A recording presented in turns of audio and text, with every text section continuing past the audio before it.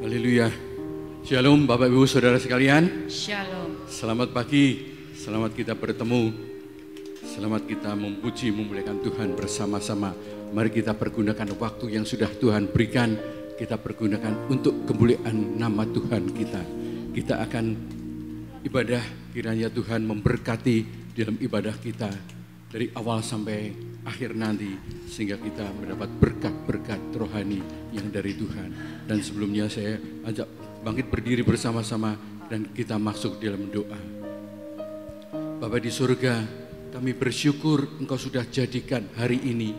Engkau sudah ciptakan dan Engkau memberikan kami keadaan yang baik. Kami ada dalam keadaan sehat, sempurna, tidak kurang suatu apapun. Dan Engkau yang memampukan kami. Dan biarlah kami datang merendahkan diri di hadapan-Mu saat ini. Kami ingin berdoa, memuji, memuliakan nama-Mu, bermazmur bagi Engkau. Tuhan, kiranya Tuhan memberkati semua yang ada di antara kami. Tidak terlewatkan, Engkau jamah satu persatu. Dan biarlah keluar dari mulut bibir kami, dari kepikiran kami, dari hati kami. Syukur bagi Engkau, kami naikkan puji-pujian. Kiranya Tuhan mau memberkati seluruhnya, sehingga kami boleh rasakan hadirat-Mu. Terpuji nama-Mu Tuhan, kami serahkan semuanya di dalam nama Tuhan Yesus Kristus. Haleluya. Amin. Puji nama Tuhan, Bapak Ibu Saudara sekalian. Dan biarlah kita boleh rasakan ketika kita bersekutu di dalam Tuhan, hadirat Tuhan turun. Anugerahnya melanda kita semua. Kita naikkan pujian. Oh mulianya hadirat-Mu. Kami bait-Mu memuja-Mu. Haleluya. Oh mulianya hadirat-Mu. Haleluya. Kami bait-Mu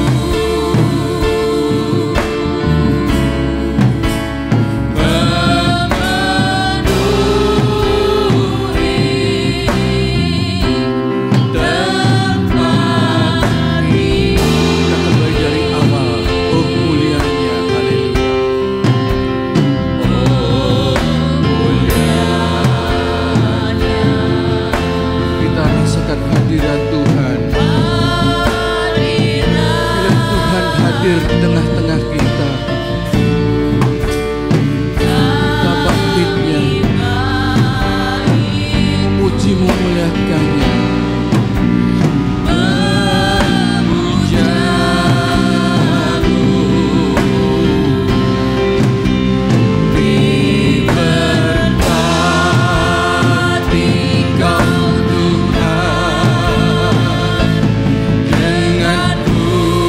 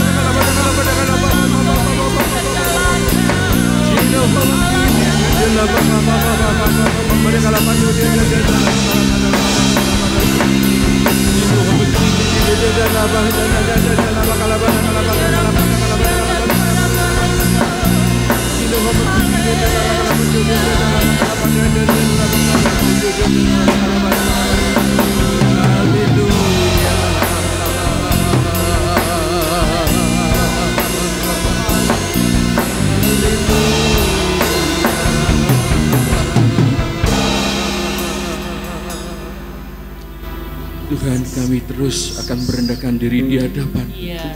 Bila kami semakin berkenan di hadapan-Mu, Engkau urapi, Engkau berkati, Engkau jamah setiap pribadi. Dan biarlah kami boleh terjadi kelepasan dalam hidup kami. Yang terbelenggu dibebaskan, yang haus dahaga dipuaskan, yang mempunyai masalah apapun, Engkaulah jalan keluar kami. Kami serahkan tubuh jiwa roh kami. Dan biarlah selama hidup kami boleh memuji, memuliakan nama-Mu, dan kami boleh menjadi pemuji-pemuji yang benar di hadapan-Mu. Haleluya, haleluya, amin, haleluya. Silakan duduk Bapak Ibu Saudara sekalian.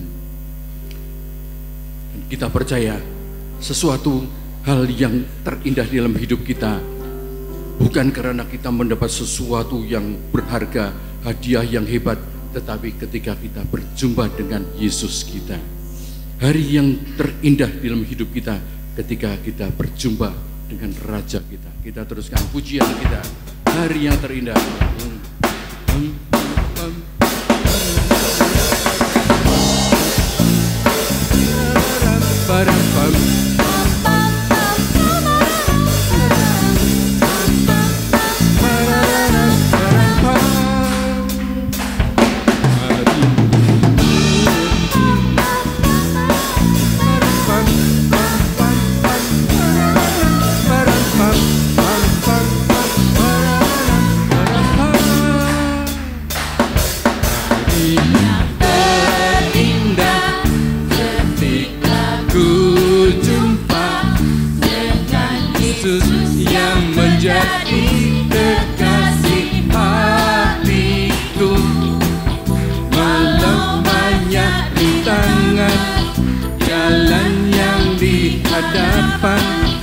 Kasihnya kini jadi kuatku di hatiku, ada cintanya di hatiku, ku cinta padanya, ku ingin selalu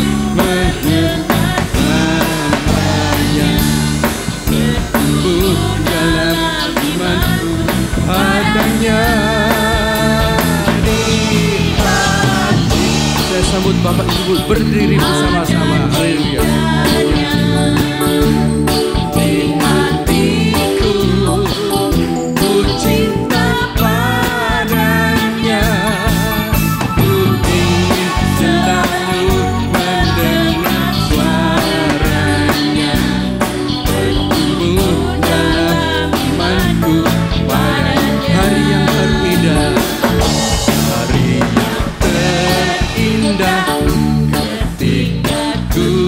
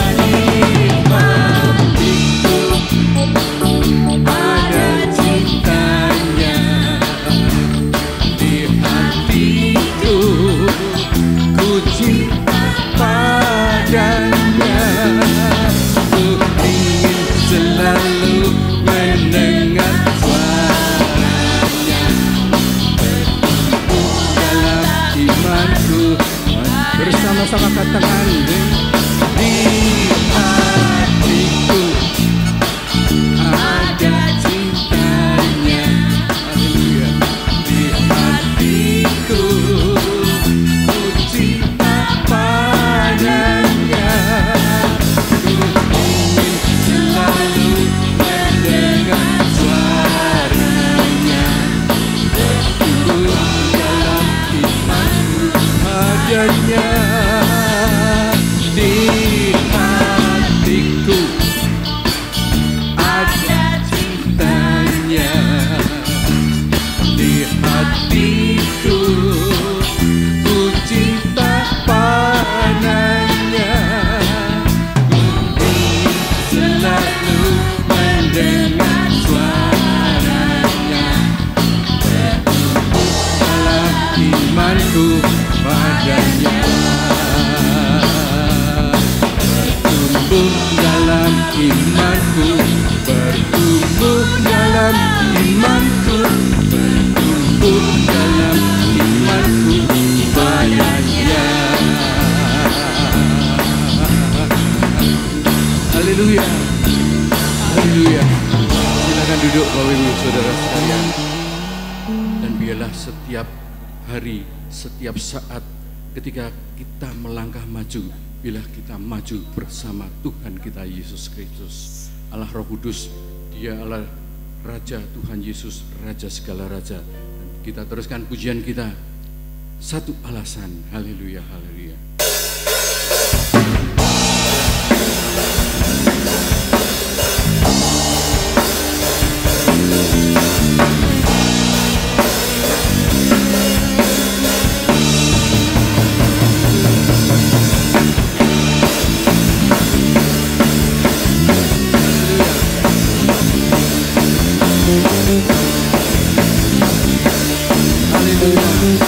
Sama-sama katakan, langkah kami tertuju, haleluya, berlari dari segala penjuru, mendekat kepada Sang Penebus, dapati sinar terang yang kudus. Oh Yesus, Yesus yang berkuasa untuk selamanya. Haleluya. Kami agungkan namamu, haleluya, membebaskan belenggu. Hanya Yesus Kau satu alasan kami datang kepada-Nya. Saya satu duduk bangkit berdiri bersama-sama. Haleluya. Segala ikatan telah terbuka. Haleluya. Dan setiap dosa telah Kau hancurkan. Haleluya. Karena hanya Kau Sang Penebus,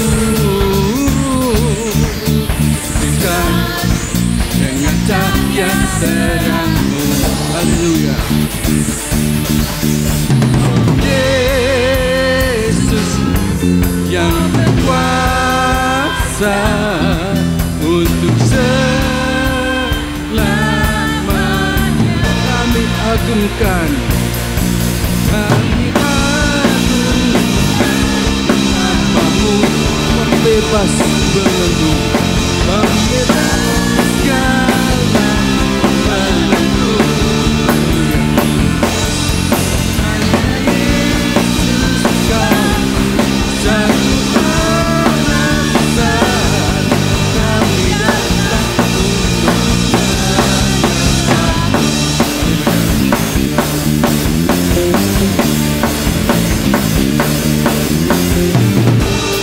Yesus Tuhan yang berkuasa, tiada yang lain, tiada yang lain. Yesus. Yesus yang berkuasa untuk selamanya. Katakan kembali, oh Yesus. Yesus yang berkuasa untuk selamanya. Sekali lagi katakan, oh Yesus. Oh Yesus yang berkuasa untuk selamanya.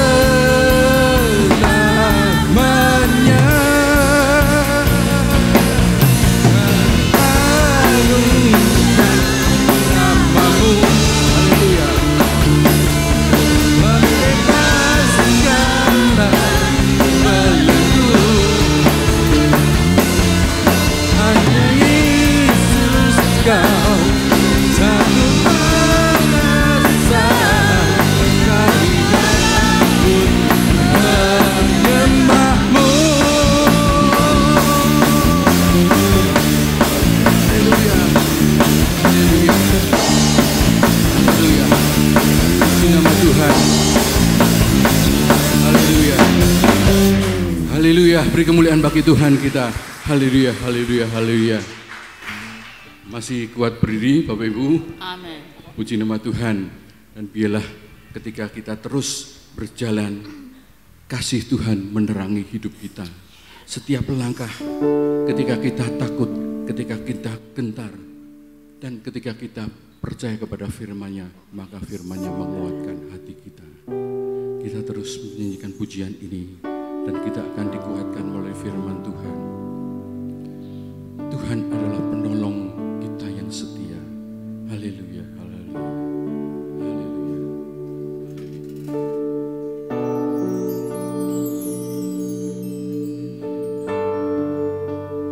Saat ku berjalan, kasih-Mu menerangi. Saat ku berjalan,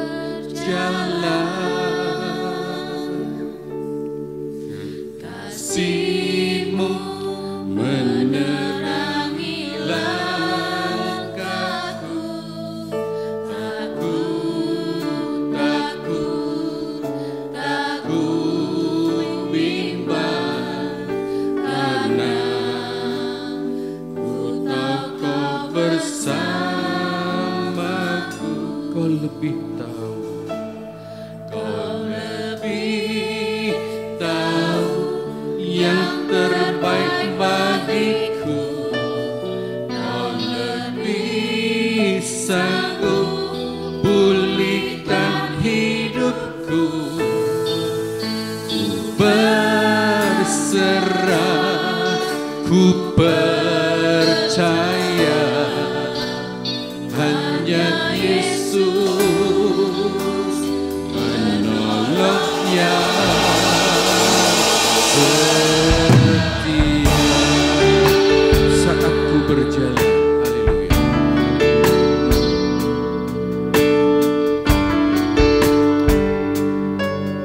Muliakan Yesus. Saat ku berjalan, kasih-Mu menerangi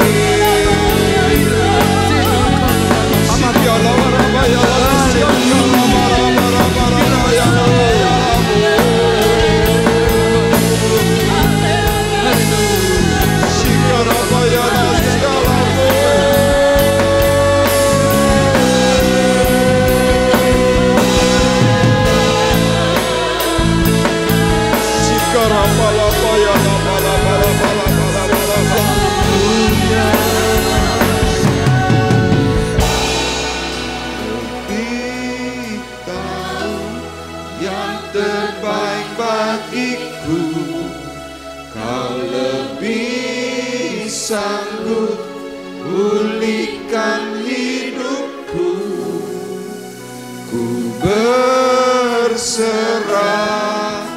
ku percaya hanya Yesus penolong yang setia.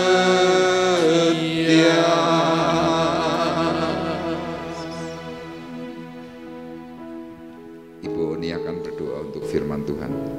Haleluya Bapak. Benar Tuhan, Engkau penolong yang setia. Ketika kami setia Tuhan, Engkau juga setia kepada kami.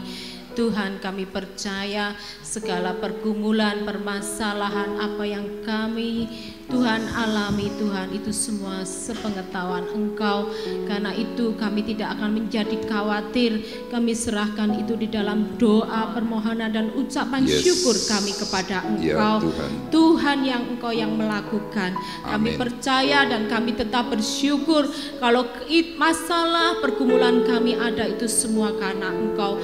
Karena itu Tuhan, lembutkan setiap hati kami yang hadir pada pagi hari ini, sehingga kami mengerti akan maksud Tuhan tentang apa yang kami alami. Kami percaya Tuhan, Engkau Allah yang hidup, Allah yang berkuasa, Allah yang mengizinkan segala sesuatu, dan kami percaya Engkau pun dapat melakukan mujizat seperti Engkau juga Tuhan menolong Musa, mengarungi Tuhan, membelah laut Tuhan. Kami percaya mujizat kuasa-Mu berlaku di tempat ini. Kami percaya Tuhan, dan kami mengucap syukur pada pagi hari ini.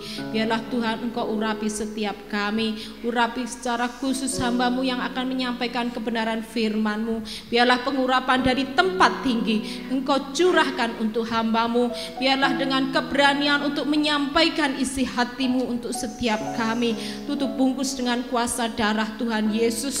Perlindungan Tuhan Yesus atas hamba-Mu ini saat ini, di dalam nama Tuhan Yesus.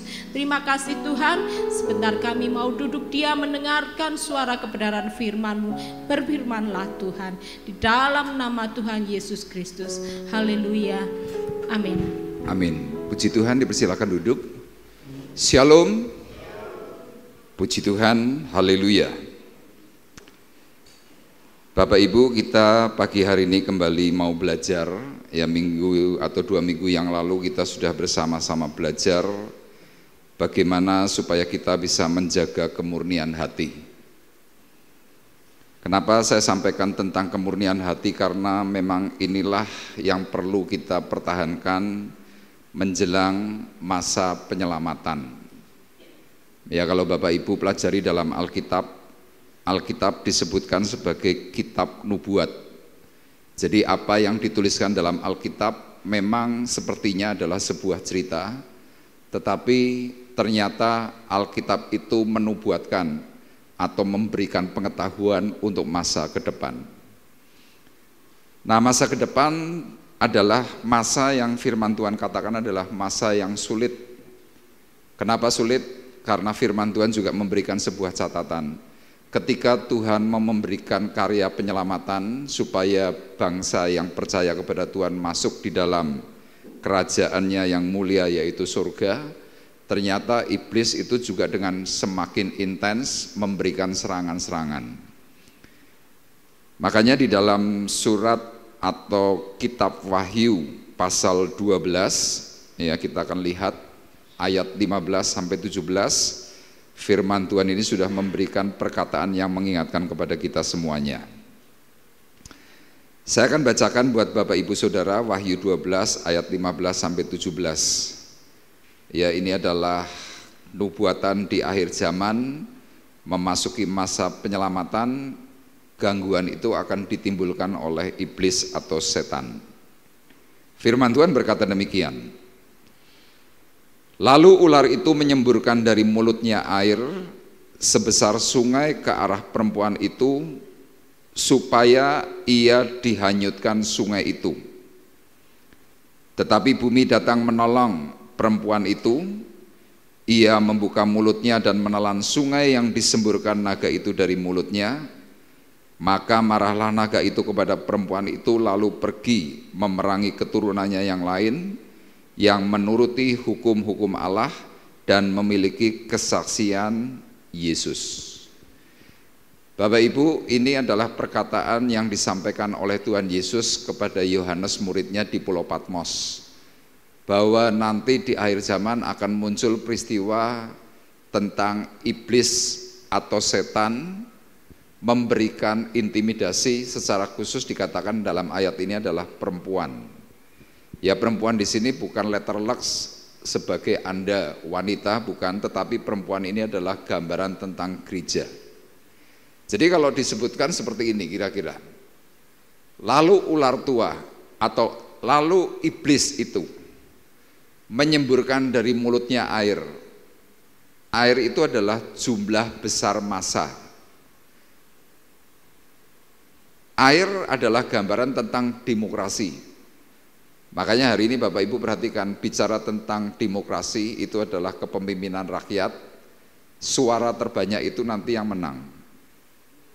Walaupun Anda benar, kalau suaramu kecil atau sedikit, suaramu bisa kalah. Kenapa? Jumlahnya kurang, kuotanya kurang. Nah, iblis itu nanti akan memakai orang banyak.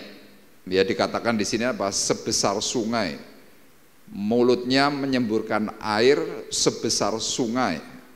Sebesar apa? Ya, sebesar kekuatan massa yang ada. Makanya hari ini Bapak Ibu, ini satu contoh. Gereja akan ditutup oleh masyarakat dengan apa? Ya, dengan orang memberikan tekanan. Satu orang menekan nggak kuat, dua orang menekan tidak kuat. Akhirnya nanti dikirim tekanan yang lain, mungkin dari luar kota. Akhirnya apa? Gereja akan jadi tutup. Nah, ketika muncul perempuan dikatakan, ketika muncul tekanan diarahkan kepada gereja, ke arah perempuan itu, supaya gereja dihanyutkan. Jadi kalau Bapak Ibu perhatikan hari ini gereja itu mengalami banyak problem. Problem itu bukan dari dalam Bapak Ibu, tapi problem itu adalah problem yang diberikan oleh iblis, oleh setan untuk menghantam. Yang dihantam apa? Sistem. Nanti saya akan jelaskan. Nah, tetapi nanti di akhir zaman ketika peristiwa ini muncul, firman Tuhan berkata, bumi datang menolong perempuan itu, menolong gereja itu. Ia membuka mulutnya dan menelan sungai yang disemburkan naga itu dari mulutnya. Jadi nanti ada sebuah peristiwa yang lebih besar, yang dimana akhirnya gereja ini bisa tertolong. Tapi nanti akan terjadi sebuah perubahan. Perubahannya apa? Gereja tidak lagi bisa seperti ini ibadahnya. Ibadah gereja itu nanti akan menjurus kepada gereja rumah. Makanya kenapa Komsel itu dibangun, kenapa ada persekutuan-persekutuan doa itu dibangun, untuk mengantisipasi bahwa suatu hari kelak gereja tenggelam, umat percaya tetap bisa ibadah. Ya, ini dalam ayat 16 dikatakan demikian. Nah, dalam peristiwa ayat 17 dikatakan, maka marahlah naga itu kepada perempuan itu, maka marahlah iblis kepada gereja, lalu memerangi keturunan orang-orang percaya yang lain yang menuruti hukum-hukum Allah dan memiliki kesaksian Yesus. Jadi Bapak Ibu perlu ingat, hari ini kita kalau nggak kuat mental, kita nggak pandai-pandai menjaga hati, menjaga pikiran kita ini bisa longsor imannya. Ini bahaya. Makanya kenapa kita memberikan hal-hal pengetahuan tentang masa ke depan, kesulitan-kesulitan apa? Kenapa? Karena iblisnya akan semakin kuat menghantam kita. Nah, pagi hari ini temanya adalah terselamatkan oleh derasnya arus dunia. Ya, terselamatkan oleh derasnya arus dunia. Di sini saya memang sengaja memberikan gambar laut, mungkin bisa diklik supaya bergerak. Ya Bapak Ibu, perhatikan gambar ini di tengah laut. Ya, gelombangnya mungkin tidak terlalu besar, tetapi terus intens, nggak putus-putus. Ada besar, ada kecil, terus. Dan suasananya kelihatannya badai. Ya, kira-kira seperti itu. Nah, kita sebagai umat percaya, kalau kita tidak cepat-cepat memberikan sebuah antisipasi, kita tidak pandai-pandai untuk memilah apa yang kita dengar, kita pada akhirnya nanti bisa hancur. Nah, ini ditulis dalam surat Ibrani pasal 2 ayat 1 sampai dengan ayatnya yang ketiga. Tolong bisa dibacakan Ibrani 2 ayat 1 sampai dengan ayat 3.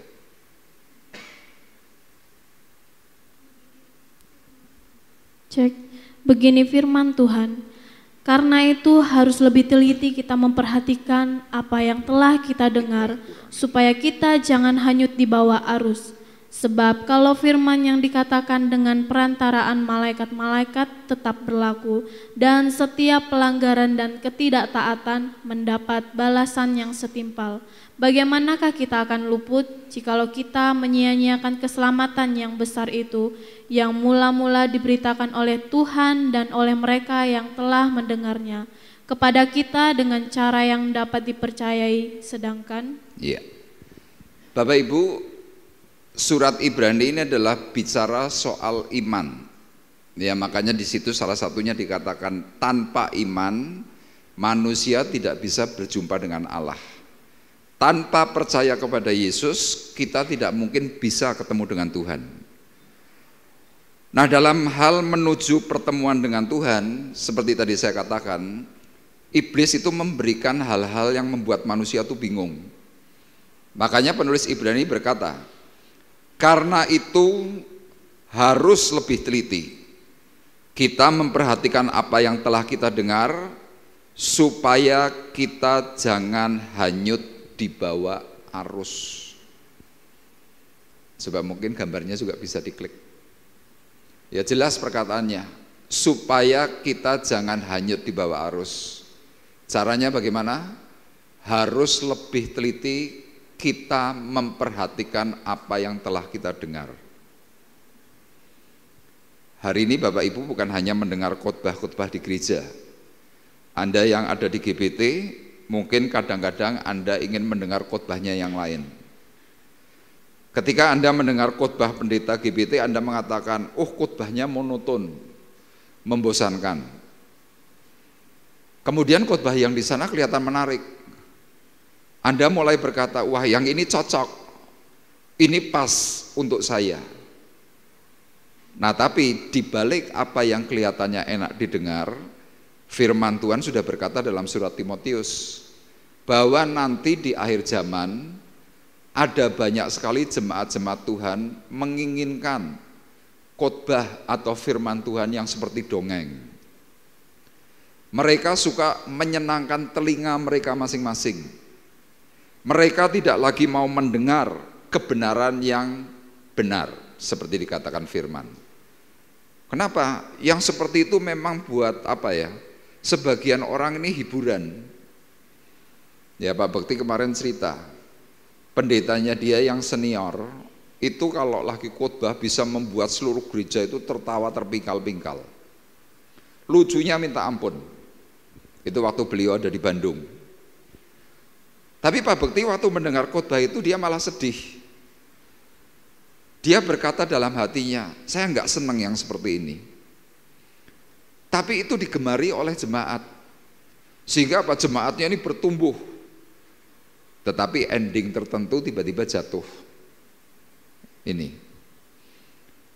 Nah, firman ini tadi dikatakan oleh penulis Ibrani bahwa ada sesuatu yang sedang mengintip kita. Makanya apa? Kita harus lebih teliti memperhatikan apa yang telah kita dengar. Alasannya apa? Supaya kita jangan hanyut di bawah arus. Kemudian dalam ayat 2 dikatakan, sebab kalau firman yang dikatakan dengan perantaraan malaikat-malaikat tetap berlaku. Ya kalau dalam bahasa Indonesia ini dalam ayat 2 ini agak sedikit berbeda. Ya kenapa? Karena seharusnya kalau dalam terjemahan yang tepat itu seperti ini. Sebab kalau firman yang dikatakan dengan perantaraan malaikat-malaikat itu teguh, ya memakai kata steadfast, itu teguh, dan setiap pelanggaran dan ketidaktaatan mendapat balasan yang setimpal.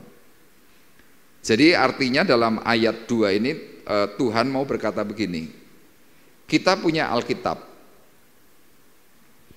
Alkitab yang kita punya ini adalah manual book sebuah kebenaran Allah. Nah ini teguh, tidak berubah. Nah ada orang-orang tertentu berkata, ya sekarang ada ya di TikTok mengatakan bahwa firman Tuhan itu tidak boleh diubah. Dalam TikTok dikatakan seperti itu. Tetapi kalau ada orang yang mencoba mengubah, maka terkutuklah orang itu. Nah kemudian dalam pembuat konten di TikTok itu, pembuat konten berkata, lihat sekarang muncul Alkitab 2024. Memang ada terjemahan baru 2024 yang juga dikeluarkan oleh LAI. Nah ternyata bahasanya sedikit beda. Wah itu menjadi ramai, menjadi sebuah persoalan. Kenapa menjadi persoalan? Mereka cari celah. Nah ayat 2 di sini mencoba memberikan kepada kita pengertian. Kalau firman yang dikatakan dengan perantaraan malaikat-malaikat itu tetap teguh, setia, kalau kita tidak percaya, kira-kira seperti itu, setiap pelanggaran dan ketidaktaatan mendapat balasan yang setimpal. Nah nanti saya akan jelaskan Bapak Ibu. Orang hari ini sedang tidak mulai percaya dengan perkataan Alkitab secara khusus bicara soal perpuluhan. Kenapa? Di konten TikTok mereka berkata, bayar perpuluhan itu kuno. Bayar perpuluhan itu adalah ketinggalan zaman, itu zaman Taurat. Hari ini adalah zaman kasih karunia. Kita tidak perlu bayar. Kira-kira seperti itu. Nah pertanyaan saya begini Bapak Ibu, kalau seandainya kita tidak melakukan apa yang dikatakan oleh firman Tuhan, pertanyaan saya, dosa atau enggak? Halo? Dosa. Kita tahu bahwa itu dosa.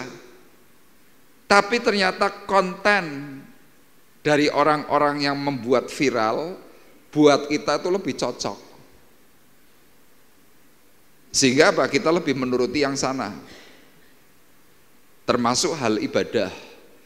Di dalam gereja yang dituliskan dalam TikTok itu mengatakan ibadah raya minggu itu tidak mutlak. Kalau Anda masih ibadah raya dan harus itu catatan mutlak, berarti Anda adalah orang Taurat. Nah orang-orang yang sedang tidak suka untuk ibadah minggu pada akhirnya apa? Wah ini cocok ini. Gak ibadah gak apa-apa. Kenapa? Oh firman Tuhan juga berkata, Tuhan itu adalah Tuhan atas hari Sabat. Jadi waktu itu pelanggarannya adalah menurut standarnya orang Taurat, kalau membuat tanda mujizat di hari Sabat itu dosa. Makanya memakai kata-kata bahwa kenapa kamu melakukan mujizat di hari Sabat? Tuhan menjawab, karena aku adalah Tuhan atas hari Sabat. Nah kata-kata itu dipakai untuk dipelintir supaya apa? Gereja tidak bergerak. Nah ini ayat 2. Kemudian ayat 3. Bagaimanakah kita akan luput jikalau kita menyia-nyiakan keselamatan yang sebesar itu? Nah penulis Ibrani ini sedemikian takut, sedemikian khawatir. Mereka itu tidak teliti dalam mendengarkan, mereka itu bisa hanyut di bawah arus. Kalau seandainya mereka tetap nekat, ayat 3 memberikan jawaban. Bagaimanakah kita akan luput jikalau kita menyia-nyiakan keselamatan yang sebesar itu? Keselamatan yang besar itu pertama diberitakan oleh siapa? Diberitakan oleh Tuhan dan oleh mereka yang telah mendengarnya kepada kita dengan cara yang dapat dipercayai. Salah satu contoh cara yang dapat dipercayai adalah Yesus bangkit dari antara orang mati. Dia mati, tapi dia bangkit dari antara orang mati. Dunia luar percaya itu enggak? Percaya, tapi mereka tidak mau percaya. Nah, karena itu mereka mencoba menggiring kita semuanya supaya apa? Kita gagal mencapai yang namanya keselamatan. Makanya tema pagi hari ini adalah terselamatkan oleh derasnya arus dunia. Ya, kita akan eksposisi dalam kitab Yosua pasal 3 ayat 1 sampai dengan ayatnya yang ke-7, dan kita akan baca ayat 13 sampai dengan ayat 15 ya. Cerita Yosua pasal 3 ini tentang menyeberang dari Sungai Yordan menuju tanah Kanaan. Ini adalah tempat perhentian terakhir. Itu adalah sebuah gambaran atau cerita bahwa kita sebagai umat percaya suatu hari tertentu itu nanti harus menyeberang yang namanya sungai kematian. Nah, waktu kita bisa selamat sampai seberang, maka kita bisa masuk tanah Kanaan, dan itulah yang disebut dengan surga. Yuk kita lihat dalam Yosua 3 ayat 13 sampai 15, kita akan baca secara bergantian. Saya ayat 13, Bapak Ibu ayat 14, dan nanti ayat 15 kita baca bersama-sama. Segera sesudah kaki para imam pengangkat tabut Tuhan, Tuhan semesta bumi, berhenti di dalam air sungai Yordan, maka air sungai Yordan itu akan terputus, air yang turun dari hulu akan berhenti mengalir menjadi bendungan. Ketika bangsa itu berangkat dari tempat perkemahan untuk menyeberangi sungai Yordan, para imam pengangkat tabut perjanjian itu berjalan di depan bangsa itu. Bersama-sama. Segera sesudah para pengangkat tabut itu sampai ke sungai Yordan, dan para imam pengangkat tabut itu mencelupkan kakinya ke dalam air di tepi sungai itu, sungai Yordan itu sebak sampai meluap sepanjang tepinya selama musim menuai. Amin. Bapak Ibu, Tuhan membuat mujizat besar itu 2 kali di dalam zaman perjanjian lama. Yang pertama pada waktu Musa keluar dari tanah Mesir, Laut Merah itu terbelah.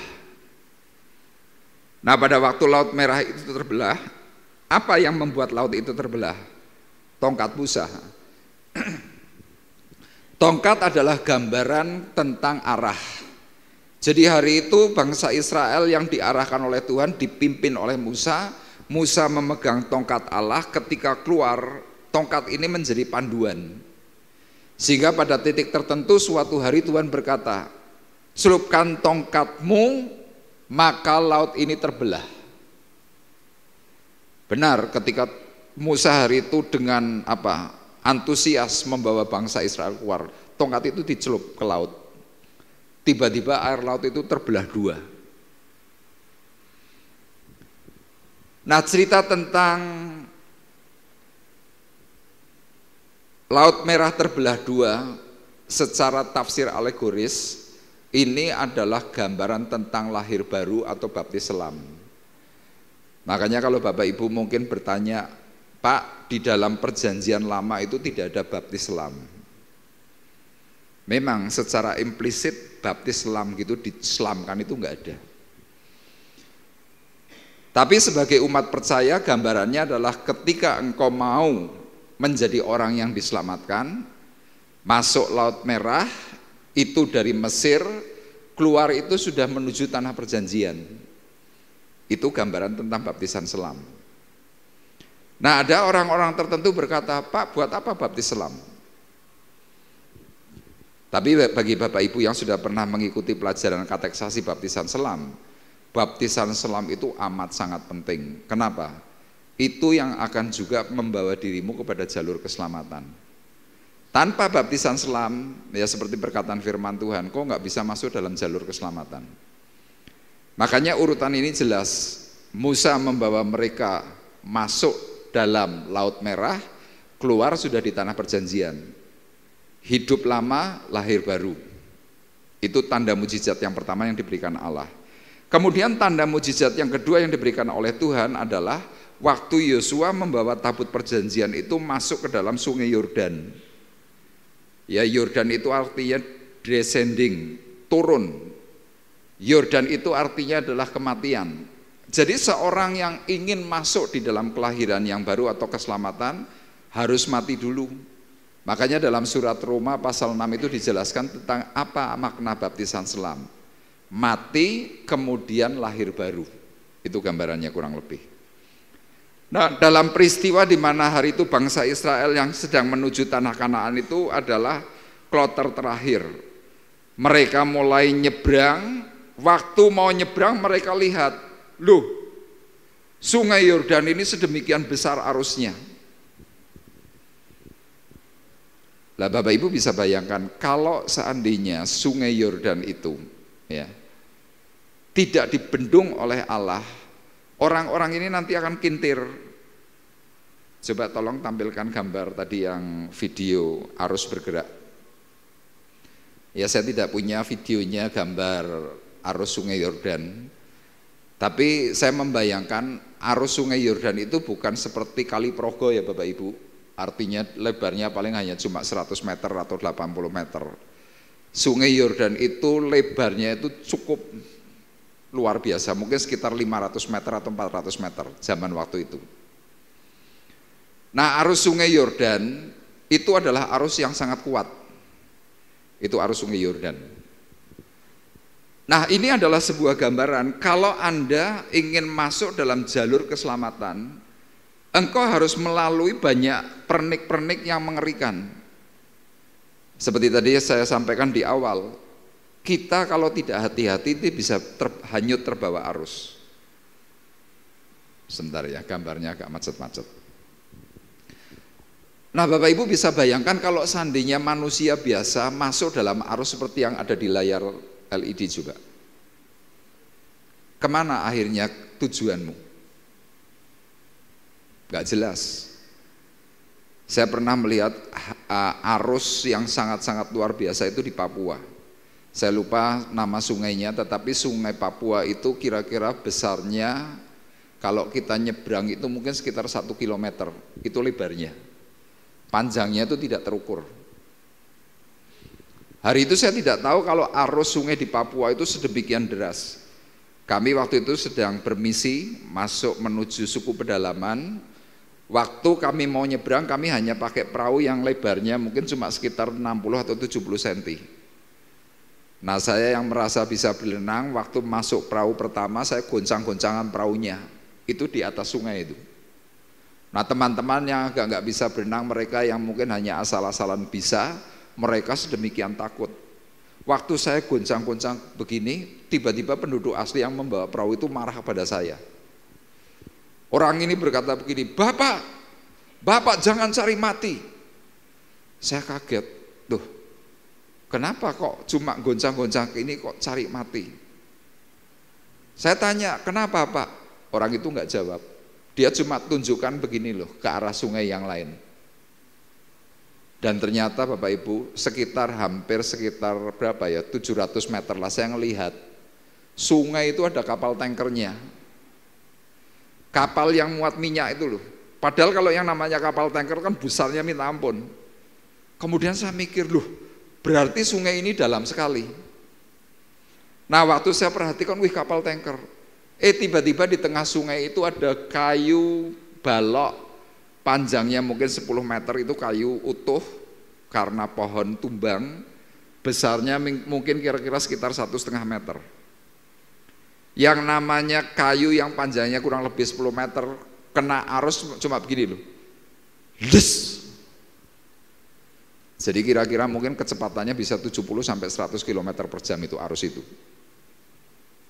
Saya di situ baru tahu istilah yang selama ini sering kali saya dengar, air tenang menghanyutkan. Itu saya baru lihat ya di situ. Nah, secara tafsir Bapak Ibu, arus sungai Yordan itu sangat-sangat mengerikan. Orang ingin nyebrang, orang ingin selamat, tapi berhadapan dengan arus deras. Sama gambaran hari ini, Anda semuanya ingin selamat. Anda semuanya ingin masuk surga. Tapi lihat, gempuran dari luar yang mempengaruhi pikiran kita itu sangat-sangat intens. Makanya lihat Bapak Ibu, hari ini gereja yang laris adalah gereja yang menawarkan apa? Kemakmuran.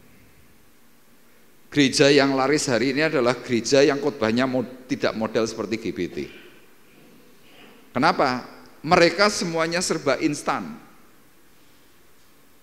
Berkat instan. Semua sistem instan. Kalau tidak instan, mereka pikir ini kuno. Nah, firman Tuhan tadi dalam ayat 13-15 memberikan sebuah penjelasan. Kapan mereka itu bisa sampai seberang? Firman Tuhan dalam ayat 15 berkata, segera sesudah para pengangkut tabut itu sampai ke sungai Yordan, para imam pengangkat tabut itu mencelupkan kakinya ke dalam air di tepi sungai itu. Sungai Yordan itu sebak sampai meluap sampai ke ujung tepinya selama musim menuai. Jadi tiba-tiba Bapak Ibu, Tuhan karena memberikan perintah, bawalah yang namanya tabut perjanjian, celupkan kaki pemimpin kepada arus yang keras, tiba-tiba arus yang keras itu terbendung, mandek.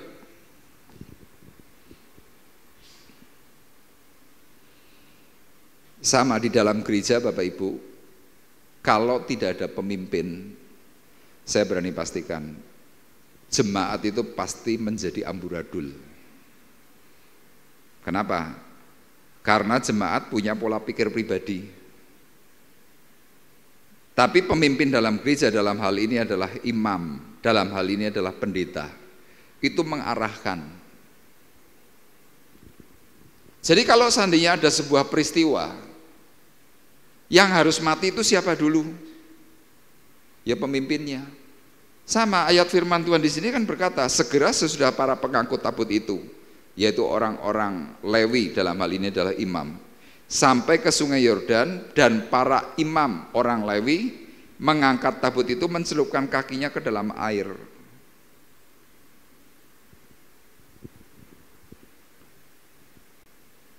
Nah, seorang pemimpin agama kalau tidak memahami secara benar tentang arah hubungan Allah kepada umat seperti apa, ya akhirnya kacau semua.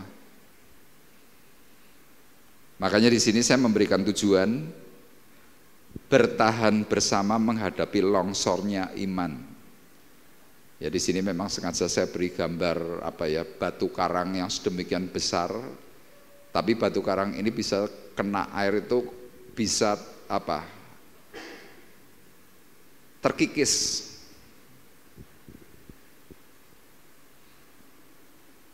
Saya semalam mencari tahu seberapa sih kekuatan air untuk bisa menghancurkan batu karang. Ternyata air itu kalau diberi tekanan sampai kira-kira 90.000 knot. Knot itu tekanan kecepatan 90.000. Yang namanya besi utuh kira-kira tebal 1 meter, itu kena air, itu bisa dipotong.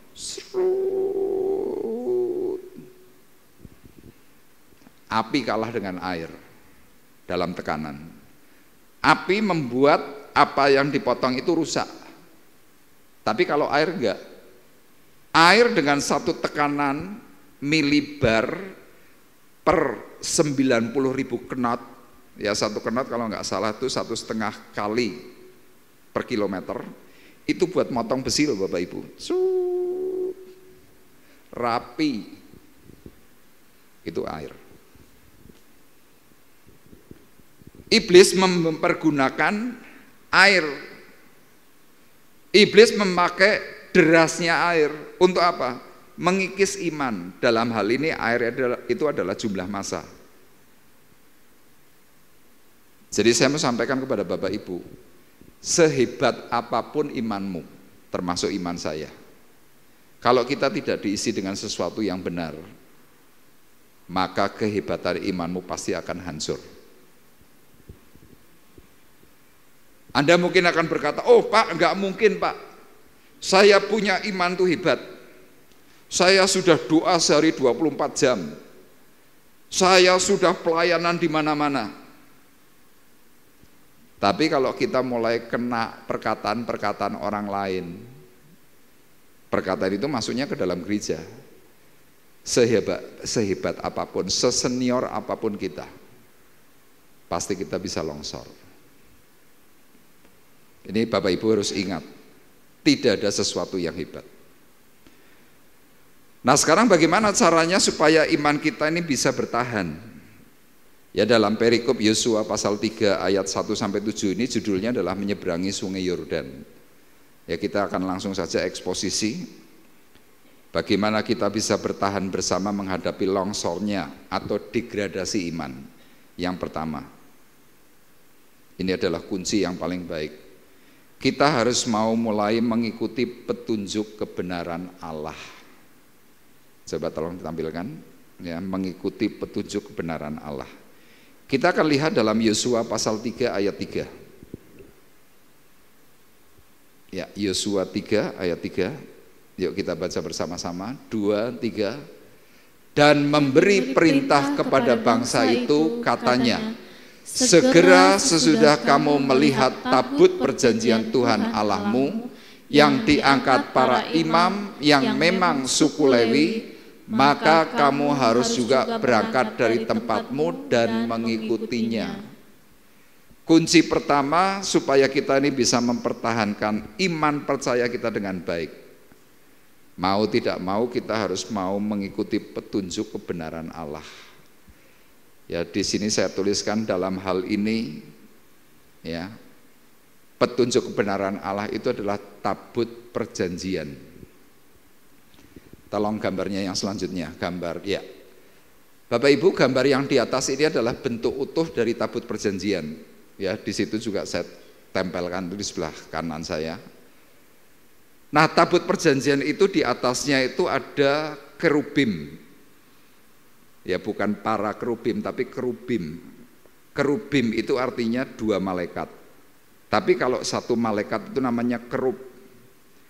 Nah di atas tutup tabut perjanjian itu ada malaikat penjaga. Kemudian sesudah kerubim itu ada yang namanya tutup.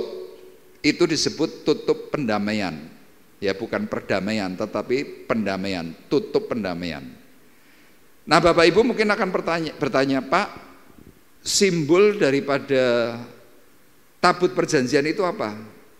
Itu gereja. Jadi kalau gereja zaman sekarang ini kan fisiknya ini gereja. Tapi kalau dalam zaman perjanjian lama, gereja itu diwakili dengan gambaran tabut perjanjian Allah. Nah siapa yang menutupi gereja? Yang tadi saya sebutkan, tutup pendamaian itu siapa? Yesus. Jadi yang di atas gereja, kepala gereja itu adalah Yesus. Yesus didampingi oleh para malaikat untuk menaungi gereja, kira-kira itu. Nah kemudian gambar yang kedua yang di bawah, apa isi daripada tabut perjanjian? Di situ ada buli-buli yang isinya mana surgawi. Kemudian yang kedua itu adalah 2 loh batu 10 perintah Allah. Yang ketiga adalah tongkat Harun yang berbunga. Jadi sekarang pertanyaannya, kenapa Tuhan memberikan sebuah perintah kepada Israel melalui para imam, bagaimana caranya engkau bisa nyebrang? Engkau harus mempunyai petunjuk kebenaran Allah dulu. Dalam hal ini, yang pertama, 10 perintah Allah. Bapak Ibu 10 perintah Allah hafal enggak ya? Hafal enggak Bapak Ibu? Kalau saya berusaha ngapalkan. Perintah yang pertama apa? Jangan ada padamu Allah lain di hadapanku. Perintah kedua, jangan membuat bagimu patung yang menyerupai apapun yang ada di langit, di atas, di bumi, di bawah bumi, air. Jangan sujud menyembah kepadanya. Jadi kalau Bapak Ibu mungkin di rumah masih punya patung-patung, ingat ini dilarang oleh Tuhan. Perintah ketiga, jangan menyebut nama Tuhan Allahmu dengan sia-sia. Keempat, kuduskanlah hari Sabat. Kelima, hormatilah kedua orang tuamu seperti engkau menghormati Tuhan Allahmu agar lanjut umurmu di bumi ini. Keenam, jangan membunuh. Ketujuh, jangan berzina. Kedelapan, jangan mencuri. Kesembilan, jangan mengingini. Bapak Ibu tahu 10 perintah Allah ini semuanya berkaitan. Hukum pertama sampai dengan yang keempat itu hubungannya kepada Allah. Hukum kelima hubungannya adalah kepada orang tua sebagai pengganti Allah. Hukum yang selanjutnya adalah hubungan sesama. Jangan berzina, jangan membunuh, jangan mencuri, itu sesama. Nah, kita sebagai umat Tuhan kalau ingin selamat, ikuti petunjuk Allah dengan memakai standar 10 perintah Allah. Sudah, kalau engkau berpegang kepada perintah ini, saya berani pastikan langkahmu menuju seberang itu pasti aman. Tapi begitu engkau mulai melanggar tentang keberadaan 10 perintah Allah, sudah, kita mengalami degradasi. Makanya berulang-ulang Bapak Ibu, mungkin Bapak Ibu selalu bosan dengan saya. Saya selalu ingatkan jangan bolos Sabat. Itu selalu saya ingatkan. Jangan. Kenapa? Di situ engkau nggak sadar engkau sedang melakukan pelanggaran. Tuhan jelas berkata, kuduskanlah hari Sabat. Kenapa hari Sabat itu dikuduskan? Iya, itu harinya Tuhan. Bahkan firman Tuhan mengatakan, aku Tuhan memberkati hari Sabat. Jadi pada waktu saudara datang Sabat kepada Tuhan, secara otomatis ada berkat ini yang mengalir. Amin. Yang sakit sembuh, yang mengalami kekurangan tiba-tiba engkau diberi kecukupan limpah. Kenapa? Engkau setia. Kenapa Tuhan kok melakukan ini? Iya, karena Tuhan memang sungguh kepingin umat itu mengalami berkat. Itu yang Tuhan inginkan. Jadi 10 perintah ini jelas. Kemudian yang kedua isinya adalah mana surgawi. Buli-buli isinya mana surgawi itu bicara soal apa? Soal firman Tuhan. Orang percaya, orang Kristen harus memiliki mana surgawi. Apa itu? Ya perkataan Tuhan. Tuhan hari itu memberikan mana surgawi kepada bangsa Israel untuk apa? Dimakan setiap hari. Makannya kapan? Pagi, petang. Pagi, petang. Jadi waktu engkau makan pagi, waktu engkau makan petang tentang firman Tuhan, maka keadaan jiwamu pasti sehat. Orang yang mempunyai firman Tuhan, imannya pasti kuat. Kenapa? Tidak mudah terdegradasi dengan hal-hal yang dari luar. Itu kalau ada firman Tuhan. Makanya lihat, ada sekarang pengajaran yang saya katakan cukup baik. Apa itu? Ayo baca Alkitab. Baik enggak? Baik. Tapi sayang, ada orang-orang tertentu kalau membaca Alkitab itu nabung. Saudara tahu nabung? Harusnya aturannya 1 hari misalkan 10 pasal. Karena orang ini mikir, sesuk aku rodok males, sesuk aku males. Hari ini kita kebut bacanya 30 pasal. Baca, kemudian besok, lusa dan selanjutnya tidak baca. Kalau ditanya hari ini baca Alkitab, oh enggak. Loh tapi saya sudah nabung. Salah. Ya sama lah kalau begitu Bapak Ibu hari ini kalau ingin tubuhmu itu mungkin merasa kuat. Hari ini kita makan 10 piring. Kuat enggak 10 piring? Ya kuat lah. 1 hari 10 piring kuat. Makan pagi 3 piring, makan siang 4 piring, makan malam 3 piring. Terus saya memberikan perintah, sesuk aja mangan. Lusa jangan makan. Selanjutnya jangan makan. Yang terjadi gimana? Anda sakit mah. Kenapa? Diisi banyak, habis itu perutmu kosong. Sama dalam hidup kita kadang-kadang seperti itu. Kita pikir, oh kita baca Alkitab nabung, besok gak baca selama seminggu. Sakit mah Bapak Ibu. Jadi itu isi yang kedua. Kemudian isi yang ketiga apa? Tongkat Harun yang berbunga. Tongkat itu adalah benda mati, tapi yang ajaib dari apa yang dikatakan oleh Tuhan, tongkat yang mati ngerti-ngerti bisa menghasilkan kuntum bunga.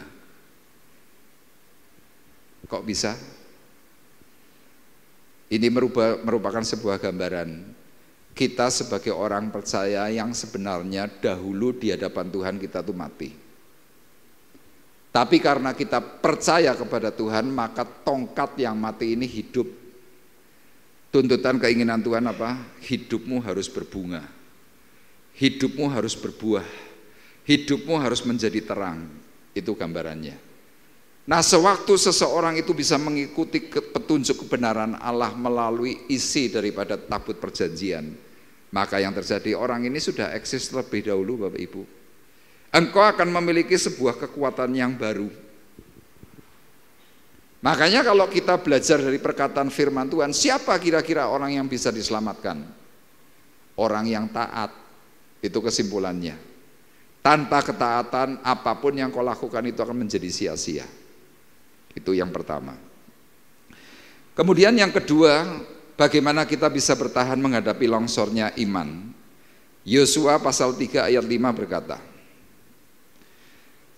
berkatalah Yosua kepada bangsa itu, kuduskanlah dirimu, sebab besok Tuhan akan melakukan perbuatan yang ajaib di antara kamu. Yuk kita baca bersama-sama Bapak Ibu. 2, 3. Berkatalah Yosua kepada bangsa itu, kuduskanlah dirimu, sebab besok Tuhan akan melakukan perbuatan yang ajaib di antara kamu. Jadi ternyata mujizat, hal-hal hebat itu bisa terjadi kalau hidupmu kudus. Tanpa kekudusan manusia tidak bisa melihat Allah. Surat Ibrani berkata begitu. Makanya kalau kita kadang-kadang bertanya,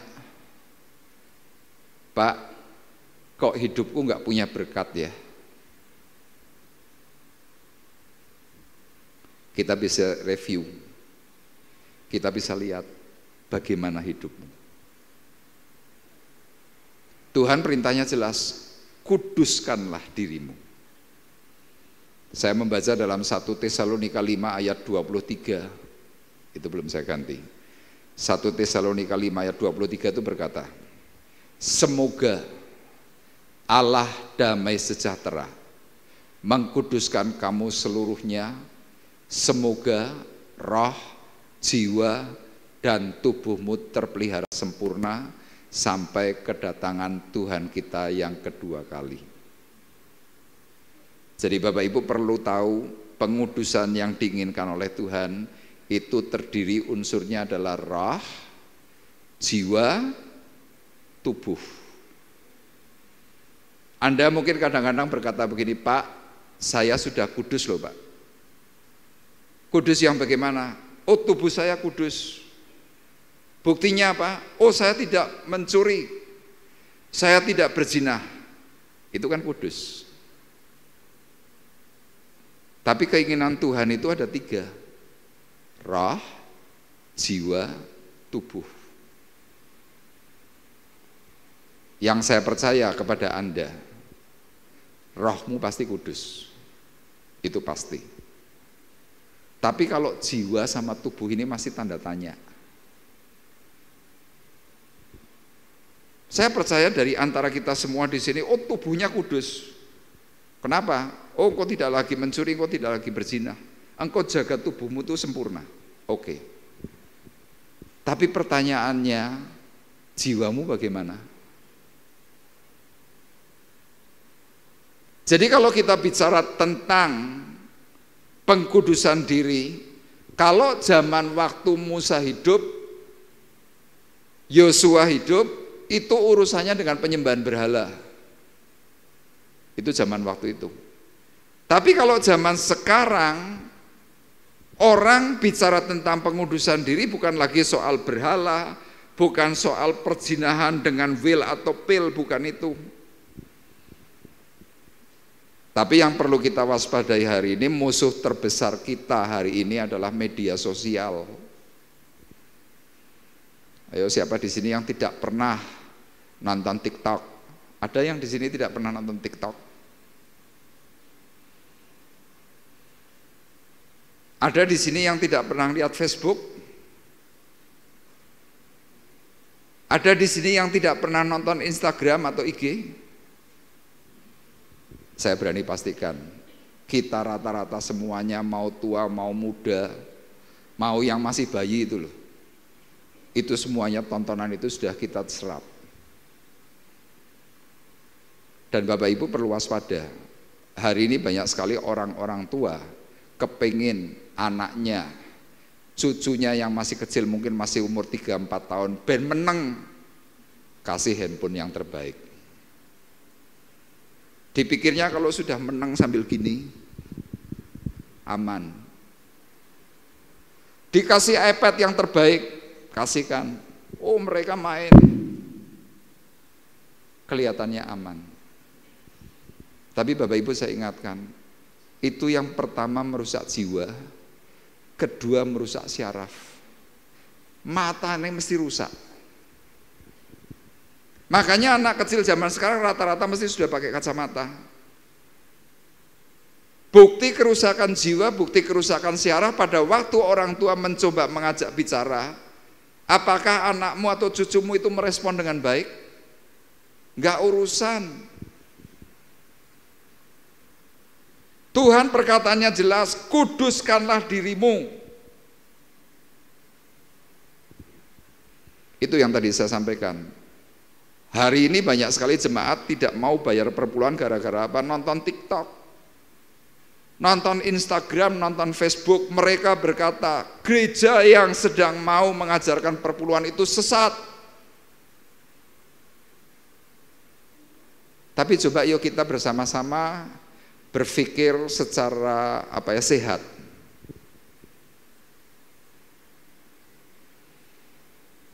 Orang yang membuat konten itu kan orang jualan. Yang dijual apa? Sesuatu yang kontroversial.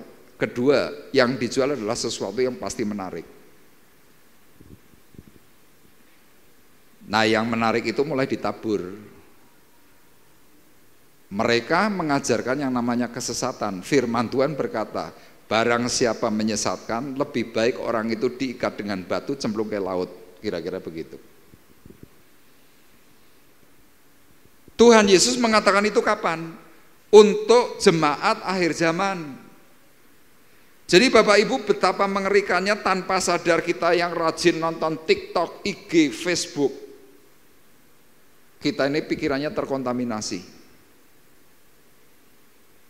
Jangankan kok IG, jangankan kok Facebook, jangankan kok TikTok. Kadang kita kena punya teman yang mungkin akrab, cuma ngomong begini loh, kowe bayar perpuluhan ora? Bayar. Oh, kanggo apa bayar? Dihapusi pendetane. Pendetane saiki numpai mobil mewah. Pendetanya begini-begini dan lain sebagainya. Percuma nyugihke pendeta. Anda yang tadinya rajin mulai berpikir, ya benar juga ya. Anda mulai tidak lagi mau bayar. Itu baru pertemanan. Lah kalau misalkan IG, TikTok pengikutnya yang jumlahnya mungkin 15 juta, yang jumlahnya 20 juta, Anda tidak mau terpapar, gak mungkin, Anda mesti katut. Itu bicara soal media sosial kepada gereja. Sekarang yang lebih mengerikan lagi Bapak Ibu, para istri, para wanita menuntut para suami seperti apa yang ditulis di dalam IG atau di dalam Facebook. Kadang-kadang para wanita tuh ngirimkan dengan kata-kata apa? 7 cara mengasihi istri dengan benar. Saya mau tanya, ada pernikahan sempurna? Ada pernikahan sempurna? Enggak ada. Oh, pendeta pernikahannya sempurna. Neng ngarepe, aslinya gimana? Ya ngomong jujur, tetap ada ributnya Bapak Ibu. Cuma kemasannya saja yang beda. Kalau Bapak Ibu ribut itu kan karena oh ya sudah orang biasa wani gegere. Kalau pendeta enggak. Mau ribut direm dulu. Nanti kalau sudah tidak ada orang cuma 2 orang ya tetap aja diungkapkan. Oh manusia kok. Oh pendeta besar yang di sana yang jumlahnya umatnya puluhan ribu enggak pernah geger. Ngapusi. Ya salah satu soal yang gampang itu yang di Surabaya. Kurang harmonis apa? Faktanya selingkuh. Jadi kadang-kadang para wanita, ibu-ibu yang sedang mungkin menginginkan sebuah keharmonisan dari para suaminya, kemudian diberi TikTok, IG, kata-kata 7 cara mengasihi istri dengan benar, dikeke, tunjukkan kepada suami kilo cara mengasihi istri dengan benar, dibaca. Salah satunya selalu kepengennya apa? Ojo ngamuan, dadi wong lanang sing sabar, nek mlaku digandeng. Lah coba diwalik. Saya pria di sini bukan belani pria bukan ya. Tapi coba kadang-kadang wong wedok nang ngene mal mlakune piye? Bojone nang ndi? Bojone nongkrong nang ngene tralis itu lho cuma ngenteni bojone blonjo. Coba kalau dipikir suami mana yang mau nganter istrinya 3 jam nang ngene mall cuma ngene tok. Akhirnya suaminya duduk di bangku karo wis sikile karo pegel karo ngene karo ndelok IG meneh. Betul apa betul? Itu yang terjadi. Terus apalagi dalam 7 cara mengasihi istri dengan benar? Beri semua uangmu untuk istrimu yang tercinta. Lah nek kabeh duwite wong lanang dikeke bojo terus wong lanange njaluk tuku pulsa wae kangelan. Terus piye? Ada yang mengistilahkan begini, saya pernah dengar. Suami singkatannya apa? Semua uang milik istri. Suami-suami setuju? Coba disingkat tuh, SUAMI, semua uang milik istri. Mau lanang nang kene langsung. Tapi itu kan korban TikTok.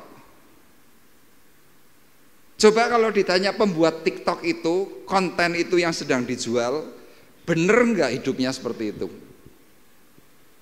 Belum tentu. Wong namanya wong dodolan, kecap selalu di mana-mana nomor 1. Tapi lihat kalau kita tuh tidak nyaring dengan benar, dengan pinter, apa yang terjadi? Suami istri itu bukan semakin harmonis, bukan semakin mesra. Geger gara-gara apa? TikTok dan IG. Terus apa lagi yang ditonton? Komunikasi dalam keluarga. Tapi coba Bapak Ibu ceklah. Ya maaf ya, wanita tuh semakin lanjut usianya biasanya semakin cerewet. Engko nek misalnya lanange nyauri salah. Meneng wae salah. Nyaurine sithik-sithik wong lanang bisu. Terus piye? Tapi akibat nonton komunikasi dalam keluarga. Loh komunikasi iya. Tapi memaksakan sebelah pihak. Jadi Bapak Ibu perlu ketahui tentang pengudusan diri itu bukan hanya berzina, bukan hanya soal sembah patung, tapi coba jiwamu ini lo dikuduskan. Lah daripada nonton TikTok, daripada nonton IG, daripada nonton Facebook, mulai hari ini baca Alkitab. Yang setuju dengan saya katakan amin. Wah itu cocok itu.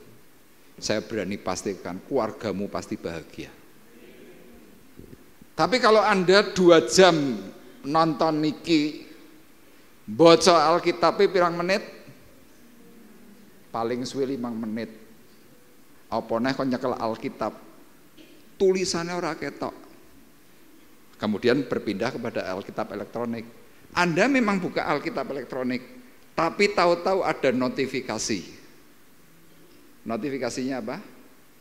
Kuliner terbaru di Kota Temanggung, papringan, diklik, klik. Alkitabnya di mana? Lali. Itu loh, kita tuh digerus oleh zaman, oleh media sosial. Tuhan berkata, kuduskanlah dirimu sebab besok Tuhan akan melakukan perbuatan yang ajaib di antara kamu. Ini loh cara kedua. Saya berani pastikan suatu hari Anda pasti bisa nyebrang dari sesuatu yang mengerikan. Dan yang ketiga ini yang terakhir, ayat 6. Dan kepada para imam Yosua berkata demikian, angkatlah tabut perjanjian dan menyeberanglah di depan bangsa itu. Maka mereka mengangkat tabut perjanjian dan berjalan di depan bangsa itu. Hal yang ketiga untuk kita bisa selamat, poin terakhir, kita harus rela untuk dipimpin. Yuk kita baca bersama-sama untuk poin 3, 2, 3. Rela dipimpin. Sudah itu saja. Jadi waktu dirimu rela dipimpin, dalam ayat ini dikatakan siapa yang memimpin? Para imam. Tidak ada seorang hamba Tuhan itu mengangkat dirinya sendiri, tidak ada. Saya tidak bisa mengangkat diri saya untuk kepentingan saya sebagai pendeta, nggak bisa. Sama, Anda yang hari ini sudah dipercaya oleh Tuhan dalam bentuk pelayanan apapun, Anda tidak bisa mengangkat dirimu sendiri, tapi semuanya itu datang dari Tuhan. Nah, orang-orang yang sudah dipilih oleh Tuhan, dibawa oleh Tuhan untuk apa? Membawa orang lain dalam keselamatan. Makanya dalam ayat ini dikatakan, dan kepada para imam itu Yosua berkata, angkat tabut perjanjian, angkat junjung segala perintah Tuhan itu dengan tepat, kemudian menyeberanglah di depan umat. Maka mereka mengangkat tabut perjanjian, berjalan di depan umat. Ketika mereka mencelupkan kaki dan umat mengikuti, yang terjadi selamat. Amin. Jadi kalau kadang-kadang kita berpikir, aku malas dipimpin oleh A, aku malas dipimpin oleh si B, Anda mencoba cari jalur keselamatan sendiri, mungkin bisa, tapi membutuhkan waktu yang semakin rumit. Makanya saya memberikan pesan, berhati-hatilah ketika hatimu mulai digoncang, pikiranmu itu mulai terdegradasi. Dengan apa? Angin pengajaran yang dari luar. Kenapa? Karena iblis sedang tidak suka dengan keselamatan yang kau akan terima. Dan firman Tuhan pagi hari ini mengingatkan kepada kita semuanya, terselamatkan dari derasnya arus dunia. Dengan apa? Yang pertama dengan mengikuti tabut perjanjian Allah. Kedua, kuduskan dirimu. Ketiga, rela dipimpin. Maka suatu hari kelak nanti kita bisa ketemu di surga bersama-sama. Amin. Tuhan memberkati kita semuanya. Kita akan menaikkan satu pujian, pembuat mujizat.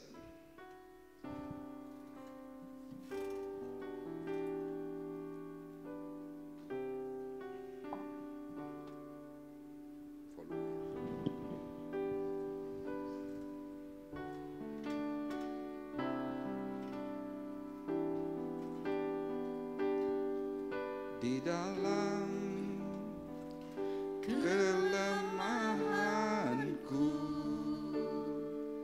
sempurna kuasa-Mu, hebatnya Tuhanku, ku berserah kepadamu yang membelah laut, yang teduhkan badai, yang mustahil pun terjadi karena kuasa-Mu yang pegang hidupku, yang buka jalan bagiku. Kau pembuat mukjizat sejati.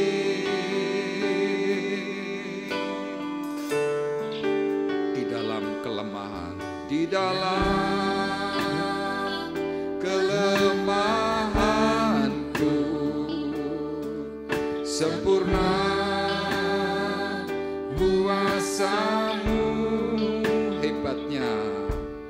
Hebatnya tantanganku, lebih hebat Tuhanku, ku berserah kepadamu yang membelah laut, yang teduhkan badai, yang mustahil pun terjadi karena kuasa-Mu yang pegang hidupku, yang buka jalan bagiku. Kau pembuat mukjizat sejati, yang membelah laut, yang teduhkan badai, yang mustahil pun terjadi karena kuasa-Mu yang pegang hidupku, yang buka jalan bagiku. Kau pembuat mukjizat sejati, yang membelah laut, yang teduhkan badai, yang mustahil pun terjadi karena kuasa-Mu yang pegang hidupku, yang buka jalan bagiku. Kau pembuat mukjizat sejati. Kita bersama-sama berdiri. Yang membelah laut, yang teduhkan badai, yang mustahil pun terjadi karena kuasa-Mu yang pegang hidupku, yang buka jalan bagiku. Kau membuat mukjizat sejati, yang membelah laut, yang teduhkan badai, yang mustahil pun terjadi karena kuasa-Mu yang pegang hidupku, yang buka jalan bagiku. Kau pembuat mukjizat sejati, yang membelah laut, yang teduhkan badai, yang mustahil pun terjadi karena kuasa-Mu yang pegang hidupku, yang buka jalan bagiku. Kau pembuat mukjizat sejati, yang membelah laut, yang teduhkan badai, yang mustahil pun terjadi karena kuasa-Mu yang pegang hidupku, yang buka jalan bagiku. Kau pembuat mukjizat sejati, Kau pembuat mukjizat sejati.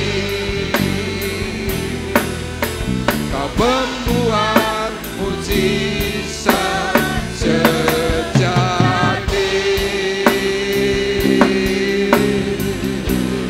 Haleluya. Haleluya. Siakarapaya lama-lama para sialamu. Siakarapaya lana sialama-lama. Sekaya lama-lama raso.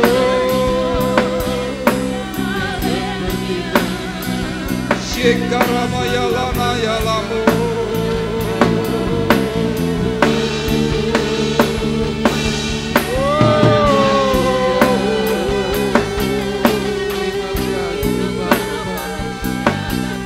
Terima kasih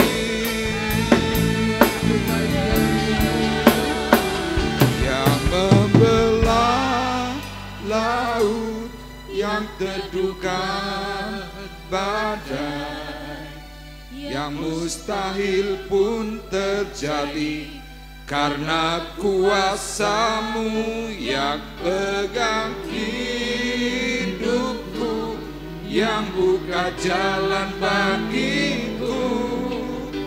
Kau pembuat mukjizat sejati. Haleluya. Kami percaya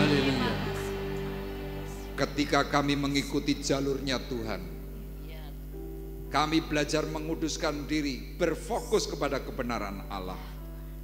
Disitulah janji kemuliaan Tuhan untuk menyeberang dari sungai kematian menuju hidup yang kekal.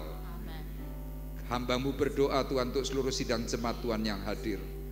Biarlah melalui pemberitaan firman yang kami boleh dengar pagi hari ini, kami boleh semakin waspada, kami boleh semakin teliti mendengar angin pengajaran yang datang dari luar.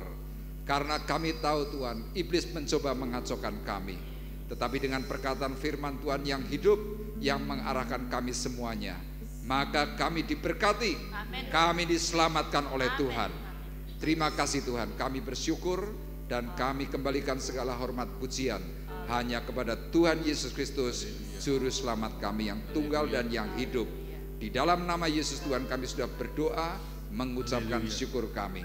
Dan kita yang diberkati oleh Tuhan bersama-sama berkata, amin. Dipersilakan duduk. Tiba saatnya kita akan memberikan persembahan, dan mungkin saya akan tambahkan informasi bahwa gereja kita tetap memberikan persepuluhan, dan persembahan Bapak Ibu, persembahan termasuk persepuluhan itu dikelola oleh gereja, ya. Jadi tidak masuk pribadi Pak Arif, tetapi dikelola untuk gereja. Puji Tuhan, kita akan memberikan persembahan kita. Tugas mohon maju ke depan. Sebelumnya kita akan masuk dalam doa. Bapa di surga, terima kasih Engkau memberi kami kesempatan untuk memberikan persembahan ini, dan biarlah kami berikan dengan hati yang sukacita dan sukarela, bagaikan yang harum, sesuatu yang indah di hadapan-Mu. Engkau memberkati semua yang memberikannya, dan Engkau memberkati balas berlipat kali ganda. Terpuji nama-Mu Tuhan, kami serahkan semua ini di dalam nama Tuhan Yesus. Haleluya, amin. Kita teruskan pujian kita. Hari yang terindah ketika ku jumpa. Hari yang terindah ketika ku jumpa dengan Yesus yang menjadi kekasih hatiku. Walau banyak rintangan jalan yang di hadapan, kasihnya kini jadi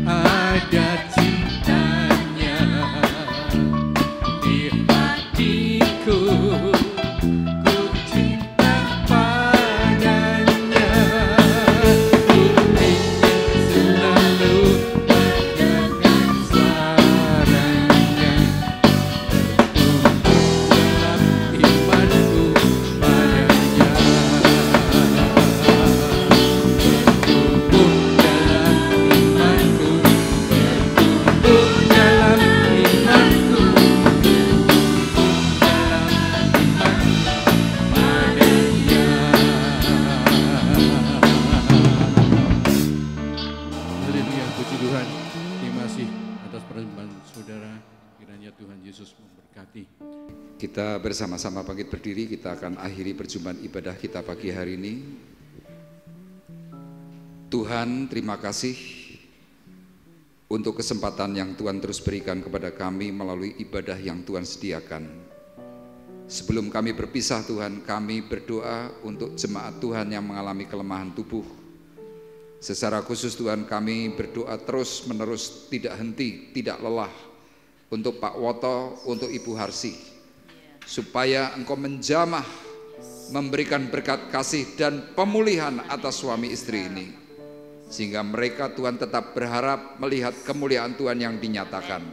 Dan kami meyakini dan kami percayai Tuhan bekerja dengan cara ajaib. Dan terjadi berkat kasih dan pemulihan atas Pak Woto dan Ibu Harsi. Kami juga mengingat Tuhan akan Ibu Tabita Susanti yang juga masih mengalami kelemahan tubuh. Kiranya Engkau juga berkati, pulihkan di dalam nama Yesus. Terima kasih Tuhan, dan kami bersyukur untuk anak-anak kami yang sekolah. Mereka boleh berhasil mengalami kelulusan. Bahkan yang melanjutkan, mereka juga melanjutkan ke tingkat yang lebih. Sehingga Tuhan, kami semakin percaya karena penyertaan-Mu mereka semuanya berhasil. Dan pembiayaan dicukupkan oleh Tuhan. Tidak lupa kami berdoa Tuhan untuk mereka yang sedang mencari pekerjaan. Kiranya Engkau memberikan pekerjaan yang terbaik. Kami berdoa Tuhan untuk anak yatim piatu, para janda dan fakir miskin, supaya Engkau juga mencukupkan mereka semuanya. Kami berdoa Tuhan untuk anak-anak kami yang bersekolah di luar kota. Kiranya Tuhan juga memberkati, melindungi, bahkan memberikan roh takut kepada Tuhan, sehingga penjagaan daripada Tuhan melingkupi mereka semuanya. Dan tiba saatnya Tuhan, sekarang kami mengangkat hati, mengangkat tangan kami di hadapan Tuhan. Sidang jemaat Tuhan terkasih, marilah kita bersama-sama pulang dengan membawa berkat, damai sejahtera Allah Bapa di sorga. Pulanglah dengan membawa kasih karunia Tuhan Yesus Kristus. Di dalam persekutuan Roh Kudus, Tuhan memberkati engkau dan melindungi engkau. Tuhan menyinari engkau dengan wajah-Nya dan memberi engkau kasih karunia. Tuhan menghadapkan wajah-Nya kepadamu dan memberi engkau damai sejahtera, mulai dari pagi hari ini sampai Maranatha datang yang kedua kali. Dalam nama Yesus Tuhan, kami sudah berdoa mengucapkan syukur kami. Dan kita yang diberkati oleh Tuhan bersama-sama berkata, amin. Amin. Terima kasih Yesus. Terima kasih Yesus.